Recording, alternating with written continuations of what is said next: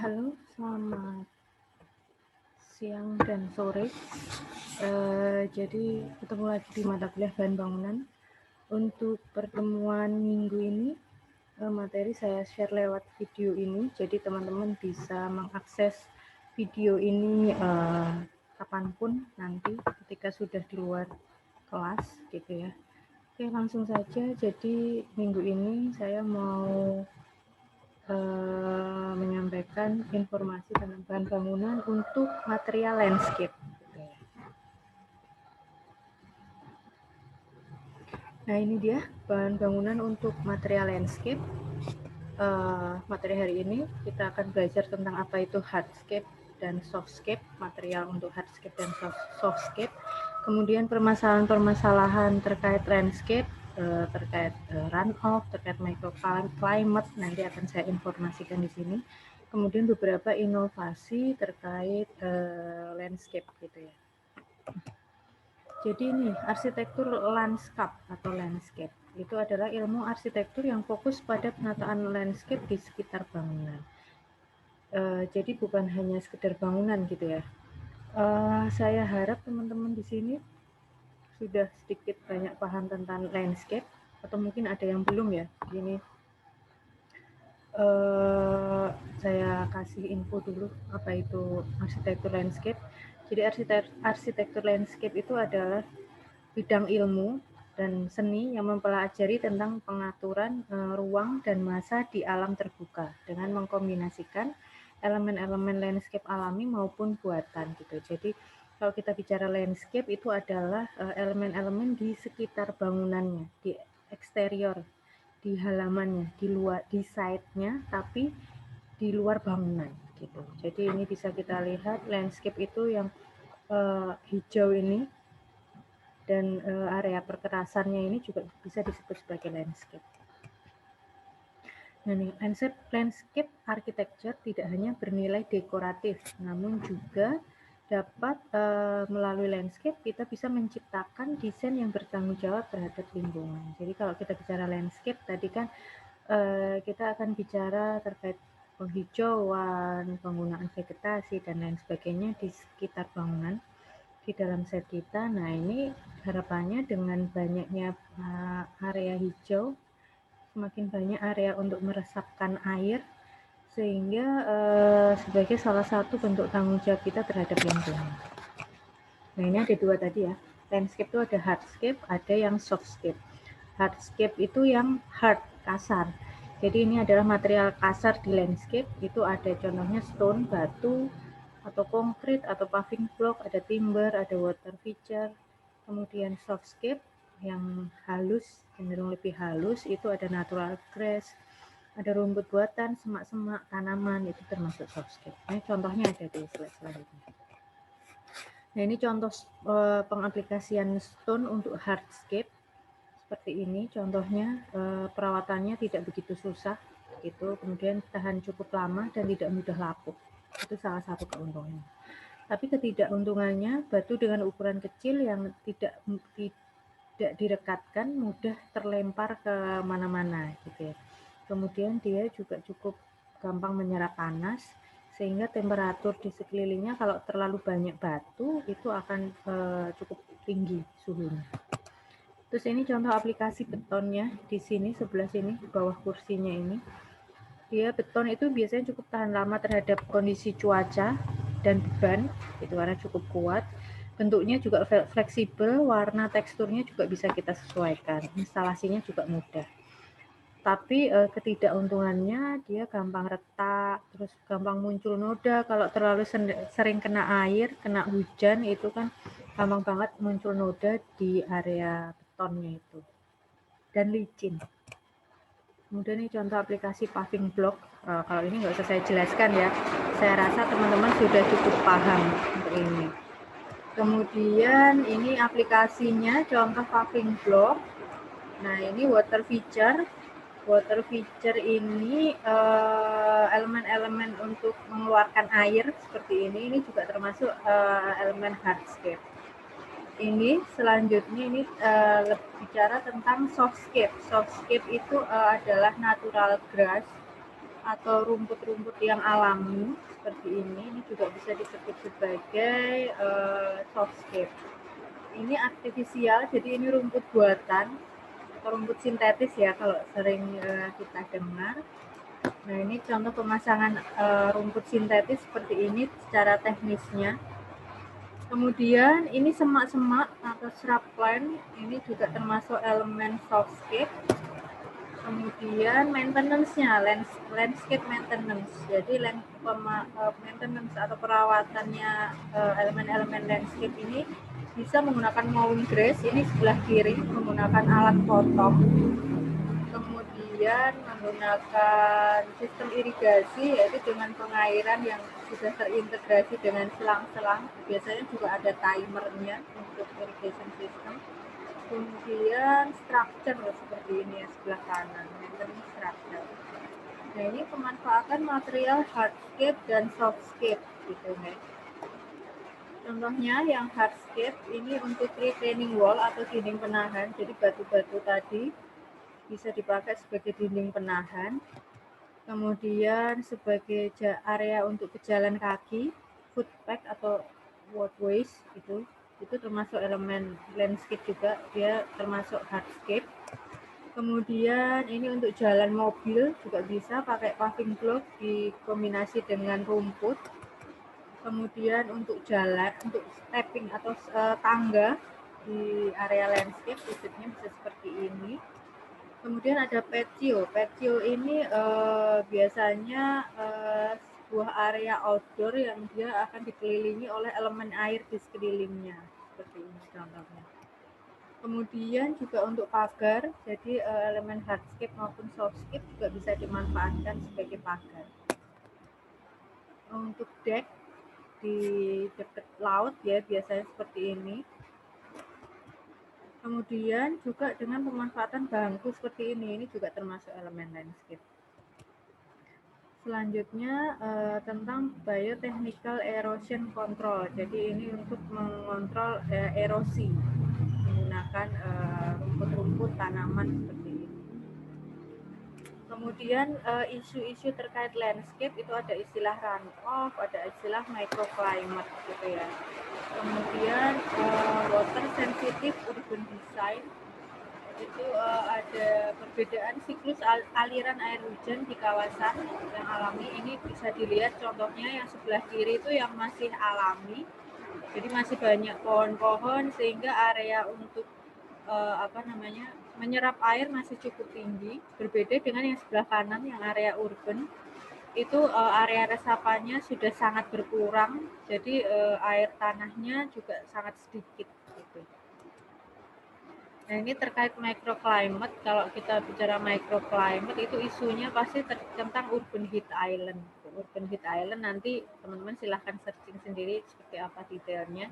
Tapi pada intinya adalah kondisi yang mengalami peningkatan suhu di kawasan, gitu, kawasan urban. Kenaikan suhu ini biasanya dikarenakan permukaan kota itu menyerap sebagian panas matahari yang kemudian tersebar di area sekelilingnya. Jadi nanti efeknya adalah menyebabkan urban heat island atau pemanasan di sekeliling kawasannya. Nah, ini contohnya, contoh gambaran simpelnya seperti ini. Jadi misalnya ada panas matahari jatuh ke sebuah kawasan gitu ya.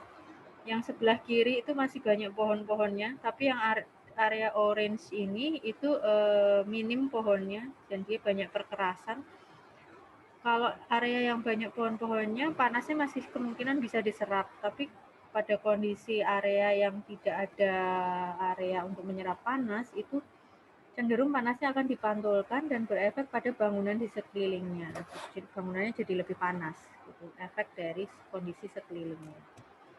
Nah, ini strategi yang bisa dilakukan itu pertama terkait zero runoff tadi, itu meresapkan air hujan ke dalam tanah seperti kondisi siklus alaminya gitu ya. Kemudian menyaring air hujan tersebut sebelum disalurkan ke saluran drainase dan digunakan kembali air hujannya. Sekarang kan sudah cukup banyak teknologi tentang pengolahan kembali air hujan seperti itu, bisa dimanfaatkan. Kemudian untuk mengurangi urban heat island tadi, itu kita harus bisa menurunkan suhu permukaan sekeliling bangunan, kemudian menurunkan suhu udara sekelilingnya. Nah, ini lah kenapa di mata kuliah bahan bangunan ini dipelajari gimana memilih material yang cukup bisa menurunkan kondisi suhu permukaan di sekeliling bangunan. Kemudian ada beberapa inovasi untuk zero runoff dan untuk mengurangi urban heat island itu. Ini bisa dilihat di sebelah kanan detailnya setelah ini. Nah, ini stormwater management ini adalah memanfaatkan kembali air hujan. Jadi air hujan yang jatuh ke tanah itu kemudian diresapkan di area resapan yang hijau-hijau ini dan nanti akan dimanfaatkan kembali. Ini juga contoh gambaran tadi bagaimana cara untuk mengurangi urban heat island dan memaksimalkan zero runoff. Itu adalah dengan menanam banyak vegetasi yang mana tujuannya supaya lebih banyak menciptakan area resapan air hujan. Ini juga contoh gambaran gampangnya seperti ini. Jadi ini kotanya dia banyak area-area hijau untuk membantu sebagai area resapan air hujan.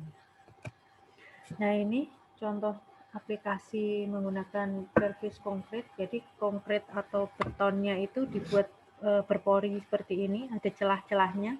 Jadi penyerapan air di area ini bisa dilakukan gitu dibanding dengan konkret yang tidak berpori. Ini contoh aplikasi detail pervious concrete-nya. Jadi memang dia ada pori celah-celahnya untuk membantu menyerapkan air. Kemudian ini ada porous pavement, ini paving juga. Jadi dia ada celah-celahnya juga di sekitar pavingnya, pemasangan pavingnya. Tujuannya untuk menyerapkan air hujan yang jatuh ke area ini, gitu ya. Kemudian cara lain itu adalah mengaplikasikan rain tank atau tangki penampungan air hujan. Tujuannya adalah untuk menyiram dan menyaring air hujan supaya nanti bisa dimanfaatkan lagi. Nah, ini pemanfaatan air hujan ini macam-macam, bisa untuk siram taman seperti gambar berikut, bisa juga dimanfaatkan untuk menyiram toilet atau flushing toilet gitu ya. Yang penting tolong tidak diaplikasikan untuk yang berkontak langsung dengan kulit manusia karena nanti cukup berbahaya kalau treatmentnya tidak baik. Kemudian ini contoh tadi renteng juga, renteng. Jadi untuk mengumpulkan air hujan dia pakai blok-blok seperti ini, tujuannya untuk menyimpan air hujan tersebut. Nah, ini diaplikasikan biasanya di area landscape gitu ya, di bawah tanahnya. Nah, ini contoh aplikasinya renteng, nama teknisnya namanya magna tank gitu. Jadi ini kayak kerat-kerat besi gitu, ditanam di bawah tanah. Kemudian nanti air yang meresap di tanahnya itu akan ditampung di renteng ini. Kemudian full pavement ini adalah paving yang nanti dia dilapisi oleh sebuah lapisan yang mampu mendinginkan suhu udara sekelilingnya. Kemudian pemanfaatan green wall juga bisa dilakukan. Seperti ini mungkin teman-teman sudah banyak yang dengar tentang green wall. Itu pengaplikasian vegetasi secara vertikal gitu untuk dipasang di dinding gitu. Ini contoh green wall seperti ini aplikasinya. Kemudian bisa juga dengan green roof. Green roof itu atap yang ada vegetasinya di atap gitu. Ini contoh aplikasinya. Di bawahnya itu bangunannya ya, ini kondisi di atapnya. Jadi ditanam beberapa vegetasi di atap. Tapi pengaplikasian green roof dan green wall ini benar-benar harus dipikirkan dari awal, dari proses perencanaan karena nanti kaitannya terkait sistem strukturnya gitu. Kalau dia direncanakan di akhir-akhir, nanti takutnya sistem strukturnya tidak siap, justru akan membebani bangunan itu gitu. Kemudian ada istilah juga bioretention, ini adalah penyesuaian penataan landscape untuk mengolah limpasan air hujan. Contohnya seperti ini hampir mirip tadi dengan renteng gitu. Tapi ini langsung dimanfaatkan untuk tanaman di atasnya gitu. Ini contoh aplikasi bioretention. Jadi di bawahnya ini ada sistem penyerapan air hujan, nanti ada pipa yang kemudian digunakan untuk menghidupi tanaman-tanaman di atasnya. Bioinfiltration juga bisa, jadi tanaman-tanaman yang ada di landscape itu digunakan untuk memfilter atau menyaring air-air yang jatuh ke site. Biosoil juga bisa, kemudian wetland, ini untuk mengumpulkan air juga dengan pipa-pipa, jadi dia ada blok-bloknya ini, jatuh ke area blok-bloknya ini, kemudian dialirkan ke penampungan akhirnya. Ini contohnya wetland seperti ini. Ini bawahnya ini ada blok-blok kotaknya tadi. Nah, ini ada beberapa referensi yang saya ambil. Kalau teman-teman mau baca, silahkan, monggo. Itu atau cari, sekarang banyak referensi di internet untuk membantu proses pembelajaran. Gitu. Demikian materi saya hari ini. Semoga bisa bermanfaat gitu ya. Jadi setelah menyimak materi saya ini, saya mohon teman-teman untuk mengisi presensi, menuliskan nama dan NIM-nya di kolom komen di Google Classroom ya. Di Google Classroom-nya silahkan mengisi nama dan NIM jika sudah selesai menyampaikan, sudah selesai menyimak video saya kali ini. Oke, terima kasih. Selamat siang. Semoga sehat selalu dimanapun teman-teman mahasiswa berada. Selamat siang. Terima kasih.